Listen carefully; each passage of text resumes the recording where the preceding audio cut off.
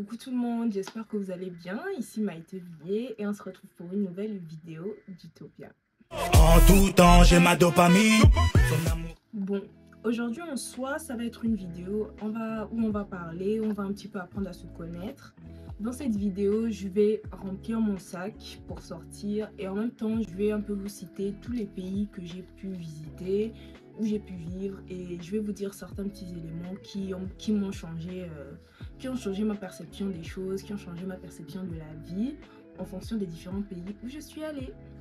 Le premier pays que j'ai fait, c'est l'Égypte. Donc j'y suis allée, j'avais l'âge de 3 ans et j'ai quitté l'Égypte, j'avais l'âge de 8 ans.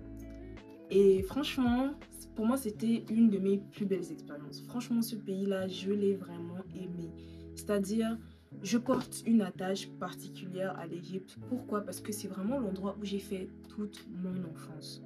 Et la chose que l'Égypte m'a vraiment apprise et que l'Égypte m'a vraiment donné, c'est déjà l'apprentissage de la langue. Quand j'étais petite, je parlais beaucoup plus l'arabe que le français à un certain moment donné de ma vie. Quand on écoute des gens parler une certaine langue, automatiquement on apprend la langue. Et c'est ce qui s'est passé avec moi. Quand j'étais en Égypte, j'ai appris l'arabe par le biais de mes camarades de classe, les enfants avec qui j'étais voilà, à l'école. L'un des plus grands apprentissages que l'Égypte a pu me donner, c'est la langue. Aussi, j'ai beaucoup aimé la culture arabe en elle-même. J'ai vraiment beaucoup aimé la culture arabe en elle-même. Et l'une des choses que l'Égypte m'a aussi appris, c'est l'acceptation. L'acceptation, pourquoi? Parce que déjà, moi, je sortais d'un milieu différent. Donc, moi, pour ceux qui ne le savent pas, je suis gabonaise. Donc, je sortais d'un milieu différent.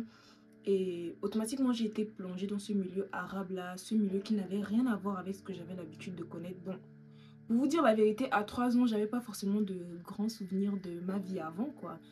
Mais quand même, quand j'ai eu à retourner au Gabon pour les vacances ou quoi que ce soit, il y a eu vraiment ce choc culturel-là.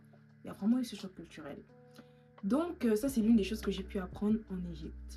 Après, en Égypte, je suis allée en Guinée équatoriale. Dans ce pays-là, j'y ai vécu durant 8 ans, donc de mes 10 à 18 ans. Et c'était vraiment le pays de la phase de... En fait, ils m'ont connue dans la phase de la préadolescence à l'adolescence. Et en vrai, c'est un pays que j'ai beaucoup apprécié. J'ai eu beaucoup de connaissances. C'est-à-dire, j'ai vraiment eu un entourage enrichi. J'ai eu à vivre et même à côtoyer des personnes que je pensais pouvoir ne jamais côtoyer, déjà de 1. Donc, l'une des choses que la Guinée équatoriale m'a vraiment offert, c'est la richesse relationnelle.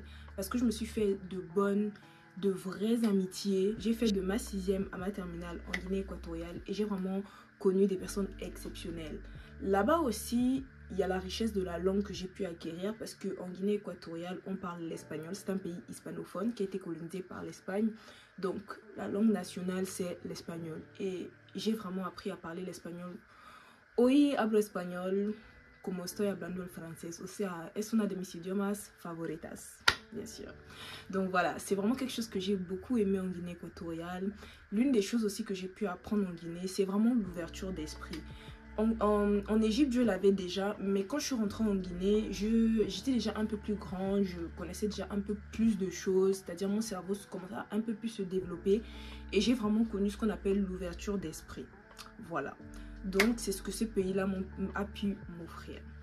Après la Guinée équatoriale, j'ai également fait un séjour au Cameroun. Donc, précisément à Douala.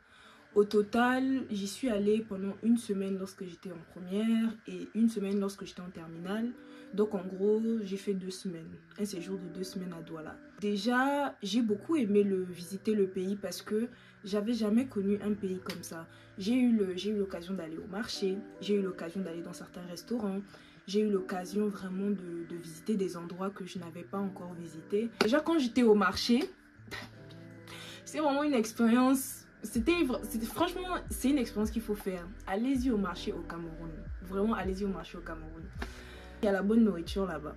Très honnêtement, il y a la bonne nourriture là-bas et c'est pas cher du tout. En vrai, je vais pas vous mentir, je ne saurais pas trop ce que le Cameroun m'a appris, mais il y a quelque chose qui m'a choqué au Cameroun, que je n'avais jamais expérimenté nulle part. Pour ceux qui sont en Afrique, vous savez qu'on prend le taxi, comme tout le monde, et le taxi, c'est le chauffeur devant. Après, il y a une place, derrière, il y a 3 places. Et normalement, c'est comme ça. Donc, maximum, si on est beaucoup dans le taxi, c'est 5. Sauf qu'au Cameroun, c'est pas comme ça. Moi, j'arrive au Cameroun, je suis avec mes amis et tout. On décide de prendre un taxi. Moi, j'étais devant. Donc, moi, j'étais devant et tout. Et là, pour moi, bah, on roule. Le taxi ne va pas encore s'arrêter pour prendre une autre personne. Sauf que je vois une personne qui tend la main pour arrêter le taxi. Parce que vous savez que bah, en Afrique, pour arrêter le taxi, genre, tu tends la main comme ça. Je vois une personne qui tend la main. Je me dis, ok, d'accord. Le taximan s'arrête. Et nous tous, on se dit dans nos têtes que, mais attends, la personne, si le taximan accepte, là, la personne va monter où? Et là, le taximan accepte la personne. Et devinez où la personne monte? Devant. Et ils sont encore arrêtés pour prendre une autre personne pour monter encore derrière. C'est-à-dire que, non, on était compressés comme dans une boîte de sardines. Ça, c'est l'une des choses qui m'a choquée au Cameroun. Mais malgré ça, j'ai beaucoup aimé l'expérience.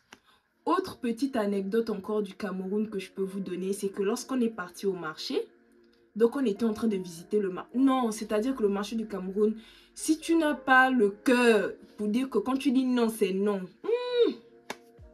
Les vendeurs du Cameroun sont ce qu'on appelle persévérants. C'est-à-dire un vendeur peut te prendre du début que tu es rentré dans le marché jusqu'à ce que tu sors du marché. Il ne te laisse pas.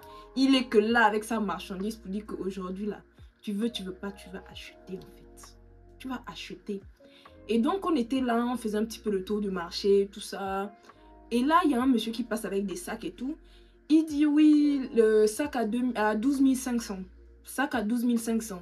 Et il y a une maman qui l'arrête en disant que ah mon fils, pardon, moi je n'ai que 2500. Et le gars lui dit donne. Et ça m'avait choqué. Je me suis dit que ah le gars aussi, il quitte de 12 500 à 2500. C'est que c'est vraiment fort en fait. La différence de prix là m'avait tellement choqué. Mais enfin bref, c'était une petite anecdote quoi. Après le Cameroun, j'ai aussi fait l'Afrique du Sud. L'Afrique du Sud, j'y suis allée pour les vacances parce que mes grandes sœurs faisaient leurs études là-bas. Précisément, elles étaient à Pretoria, voilà. Donc, j'étais à Pretoria en Afrique du Sud en 2015, si je me souviens bien. Oui, c'est en 2015. Et franchement, j'ai beaucoup aimé l'Afrique du Sud. Sans vous mentir, l'Afrique du Sud, c'est un pays... Je vais pas vous dire que c'est un pays magnifique parce que bon, j'ai plus trop de souvenirs de comment c'était, mais je garde vraiment un très bon souvenir de mon séjour. J'ai beaucoup apprécié. Là-bas, les gens, ils sont assez... Là-bas, en fait, ce que j'ai aimé, c'est que personne ne te regarde. Tu es comme tu es, tu t'habilles comme tu veux. Personne ne va se retourner pour juger ta manière de t'habiller, pour juger ta coiffure, pour juger ceci, pour juger cela. Non, absolument pas. Surtout que c'est un pays où il y a vraiment une diversité de cultures. Voilà. Et donc ça, c'est vraiment une chose que j'ai appréciée en Afrique du Sud. J'ai beaucoup aimé, franchement, parce que j'étais avec mes frères et sœurs. Donc il y avait mes grandes sœurs, il y avait mon petit frère. C'était vraiment bien. On avait passé des très bons moments tous ensemble. Et voilà. Je vous avoue que pendant ce temps-là, je sais parler anglais, mais c'est pas forcément là-bas où j'ai appris à parler anglais. Parce que dans la maison avec mes frères et soeurs, bah, on parlait français en fait. On parlait pas du tout anglais.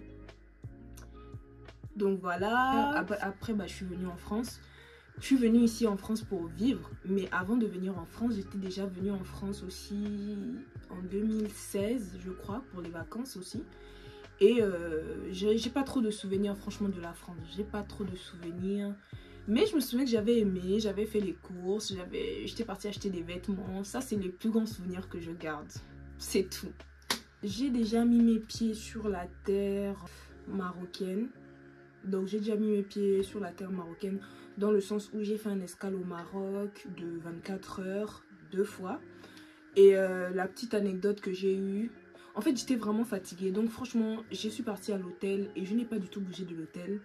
Mais je me souviens qu'il faisait une chaleur. Une chaleur. Même en Afrique centrale, je n'ai jamais eu à vivre une telle chaleur. C'est-à-dire qu'il faisait tellement chaud. Ça, c'est l'un des souvenirs que j'ai du Maroc. Et aussi, je garde aussi un très bon souvenir parce que j'avais revu ma soeur du coup. Ma soeur qui vit au Maroc et qui est venue me rendre visite à mon hôtel. On a pu passer un moment ensemble, on a mangé, on a parlé. Et après, bah, je suis revenue en France. Et c'était tout récemment là, hein. C'était en août dernier. Donc Tendresse, moi, je t'aime si tu suis cette vidéo. Merci d'être venue me voir. Ça m'a fait très plaisir parce que ça faisait longtemps qu'on s'était pas vu. So guys, I think that j'ai fait le tour. Sauf si j'ai oublié un pays, mais en temps normal, non. Je crois que j'ai cité tous les pays. Donc voilà, on se retrouve dans une prochaine vidéo pour plus de potins, je vais dire ça comme ça. En tout temps, j'ai ma dopamine. Son amour est doux.